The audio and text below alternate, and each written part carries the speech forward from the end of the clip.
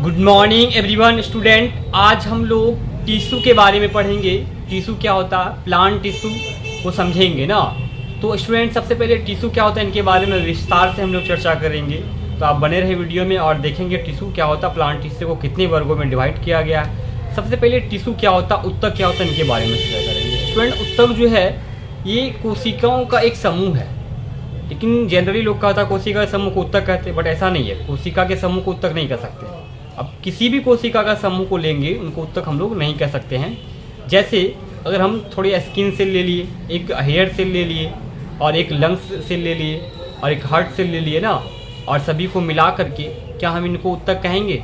तो स्टूडेंट इनको हम उत्तक नहीं कह सकते हैं। तो उत्तक जो होता है वो कोशिकाओं का ऐसा समूह होता है जो कार्य, फंक्शन और ऑर्गन, उत्पत्ति और स्ट्रक्चर ये तीनों में समान हो ना।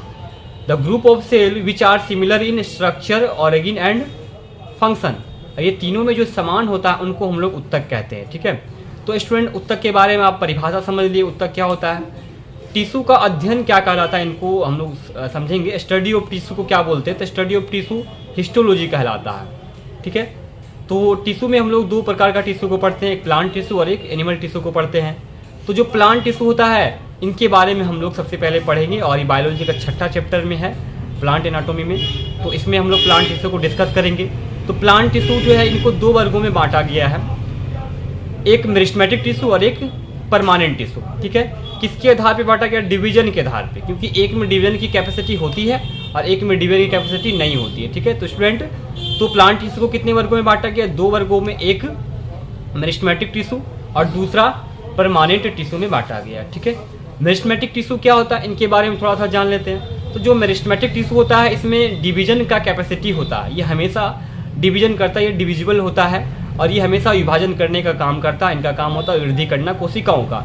और इसमें जो सेल्स होता है वो इमेच्योर सेल्स होता है। इमेच्योर सेल्स होने के कारण ही ये क्या करता है, हमेशा ग्रोथ करता है। और जो परमानेंट टिश्यू है उनकी बात करेंगे तो परमानेंट टिश्यू जो है उसमें अस्थायी सेल्स हो जाता है, परमानेंट सेल्स हो जाता है और वो ग्रोथ नहीं करता है। उसमें न्यूक्लियस का अभाव होता है, उसमें बड़ा सा वैक्यूल्स होता है। लेकिन जो मेरिस्टेमेटिक टिश्यू होता है उसमें क्या होता है, वैक्यूल्स बहुत कम मात्रा में होता है, क्योंकि इनका काम लगातार डिवीजन करना होता है और केंद्र किसमें बहुत बड़ा होता है, किसमें? मेरिस्टेमेटिक टिश्यू में। ठीक है, अच्छी जो मेरिस्टेमेटिक जो शब्द है ये मेरिस्टेम से बनी होती है और मेरिस्टेम जो है ये मेरिस्टोस से बनी होती है, जिनका मतलब होता है डिविजिबल, विभाजन करना हमेशा। ठीक है, ये मेरिस्टेमेटिक का मतलब होता है। और फिर मेरिस्टेमेटिक टिश्यू जो है इनको मेरिस्टेमेटिक टिश्यू को तीन वर्गों में विभाजित किया गया पोजीशन के आधार पे ना, स्थिति के आधार पे। प्लांट में स्थिति के आधार पे मेरिस्टेमेटिक टिश्यू को तीन वर्गों में डिवाइड किया गया। तो एक वर्ग इसमें से है एपाइकल मेरिस्टेमेटिक टिश्यू, जिसको हिंदी में हम लोग बोलते हैं शीर्षस्थ विभाज्य ऊतकीय ऊतक, और दूसरा आपका है लेटरल मेरिस्टेमेटिक टिश्यू, जिसको हम लोग बोलते हैं पार्श्वस्थ विभाज्य ऊतकीय ऊतक, और तीसरा है इंटरकेलरी मेरिस्टेमेटिक टिश्यू, जिसको हम लोग क्या बोलते हैं? अंतर्वेशी विभाज्य ऊतकीय ऊतक। ये तीन वर्गों में मेरिस्टेमेटिक टिश्यू को बांटा गया पोजीशन के आधार पे, स्थिति के आधार पे, लोकेशन के आधार पे कह सकते हैं हम लोग। ठीक है, और ये तीनों को थोड़ा सा हम लोग देख लेते हैं तीनों को। तो पहला एपिकल मेरिस्टेमेटिक टिश्यू जो होता है ये कहाँ पे होता है? तो ये जो है ये स्टेम, लीफ और रूट के अपेक्स पार्ट पे होता है, शीर्ष भाग में होता है, मतलब अंतिम भाग। जैसे एक स्टेम है तो स्टेम का सबसे अपेक्स पार्ट जो होगा, सबसे शीर्ष वाला भाग जो होगा वो, जैसे मेरा स्टेम ये है ना, तो सबसे शीर्ष वाला भाग क्या हो गया? बाल हो गया। उसी प्रकार जो स्टेम होता है तो स्टेम का जो शीर्ष भाग होता है वो क्या होता है? सबसे ऊपर होता है, अंतिम छोर होता है ना। तो वहाँ पे ये टिश्यू होगा मेरिस्टेमेटिक टिश्यू, और वहाँ पे ये क्या करेगा?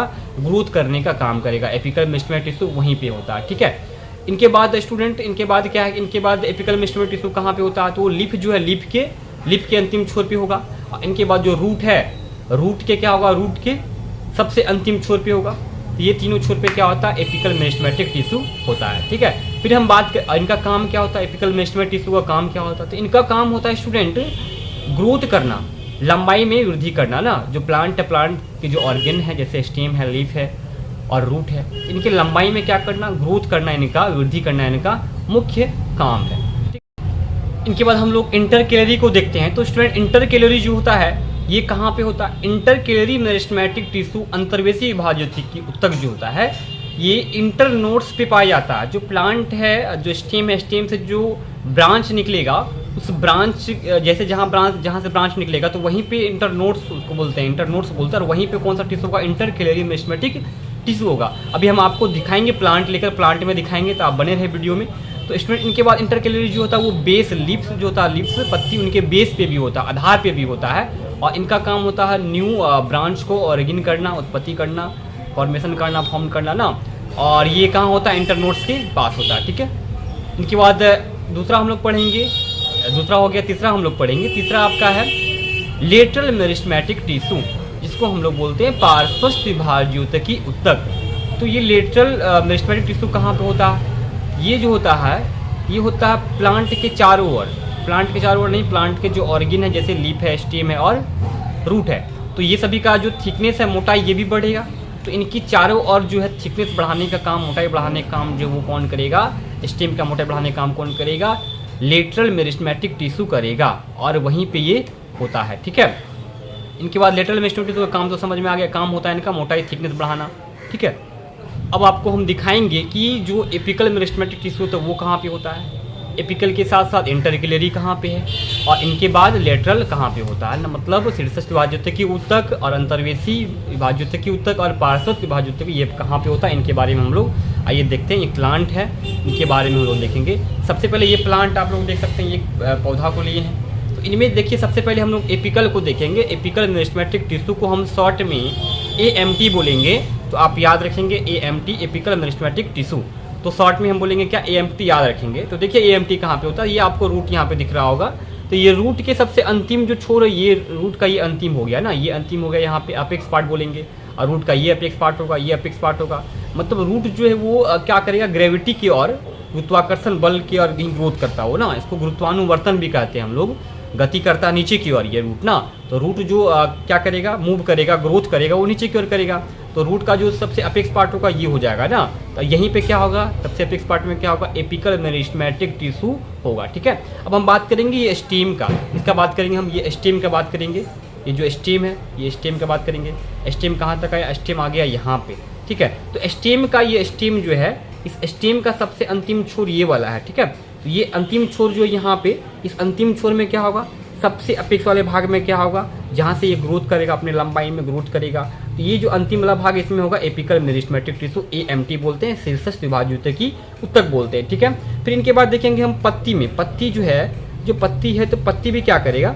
पत्ती का भी लंबाई बढ़ेगा। तो पत्ती का लंबाई बढ़ेगा तो इसका जो अपेक्स भाग है, यहाँ भी कौन सा टिश्यू होगा? तो इनके जो अपेक्स पार्ट है, तो यहाँ भी जो टिश्यू होगा वो एपिकल मेरिस्टेमेटिक टिश्यू होगा, AMT बोलते हैं इनको, शीर्षस्थ विभाज्योतकी ऊतक कहते हैं, ठीक है। तो आप एपिकल को समझ में आ गया, आपको एपिकल कहाँ पे होता है, ठीक है। अब हम बात करेंगे इंटरकेलरी का। इंटरकेलरी मेरिस्टेमेटिक टिश्यू कहाँ पे होता है, तो आइए इंटरकेलरी को हम लोग देखते हैं।